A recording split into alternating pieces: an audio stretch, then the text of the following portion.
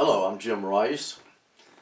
Many of you probably know that I was diagnosed with cancer in 1999, non-Hodgkin's lymphoma, which is an incurable type but treatable. Everything went well. I had 4 or 5 chemos over a period of time, but in 2004 everything went sour. I came down with a mass behind my eye. And that's very unusual for lymphoma, but that's what it was. And I had to undergo 30 days of radiation and approximately 5 chemo treatments. At the same time, I had a nephew who was serving in Afghanistan. In November, 2 or 3 days after Thanksgiving, we got a call. He was down. He had lost his left leg below the knee. His right leg was shattered. They were fortunate they had a lot of orthopedic surgeons who were serving in the reserve who had been called up. And they were able to treat him there and get him to Ramstein Air Force Base and then back to Washington. They told Chip he'd never walk again, maybe, or if he did it would be over a year, 2 years. Well, he was pretty bad off. I called him and prayed for him. And little did I know that in 3 weeks the story was going to turn around. Chip would be praying for me as well.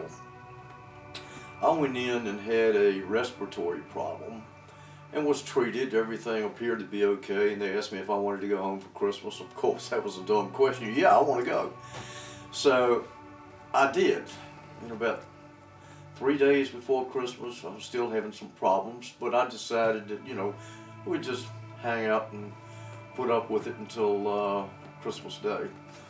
And that's about what happened. Christmas night I ended up back in the hospital. I talked to Chip at the hospital there and told him I was praying for him. He was praying for me. I continued to go downhill, and I really didn't realize how close I was coming to maybe being on the other side. They could not find out the type of pneumonia. They'd done bronchoscopy. I prayed. I had churches from Sacramento, California to the 700 Club, Air Church, Thrasher, Thomas Road, all praying for me.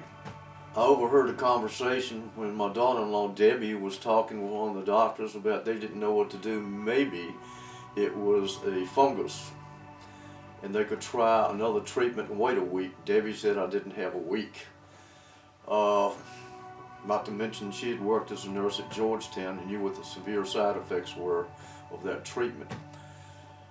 Well, I had 10 doctors involved by then. One of them said, I don't think you got a choice. I think we got to open you up, go in and see if we can get a good sample of the bacteria. The other 9 says, I don't think you'll make it. Not very good odds. Prayed about it, and I felt calm. It was just very calm, and I asked the doctors, I said, well, let me ask you a question. May I speak to the surgeon who would perform it? They said, well, sure. He came and he talked to me, and he said, I'm going to be honest. Other than the pneumonia, I think your lungs are strong enough that you can go through the surgery. I said, let's do it. He said I'd be in intensive care several days and be on a respirator when I came out. Next thing I knew, I was back at the cancer center in my room.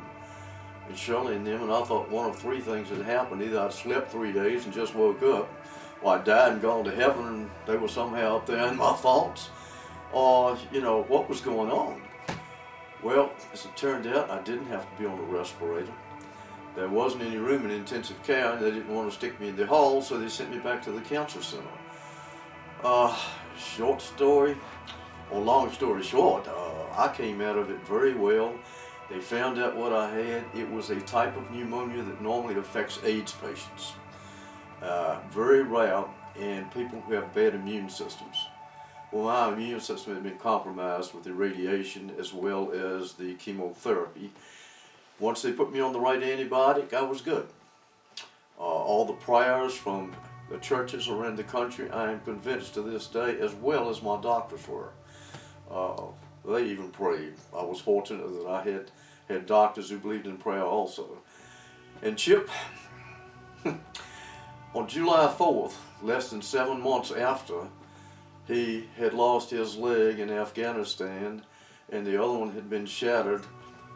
Jumped out of a plane back at Fort Bragg and assumed command of his new company of Special Forces. He has since served 2 tours in Afghanistan as well as tours in other countries.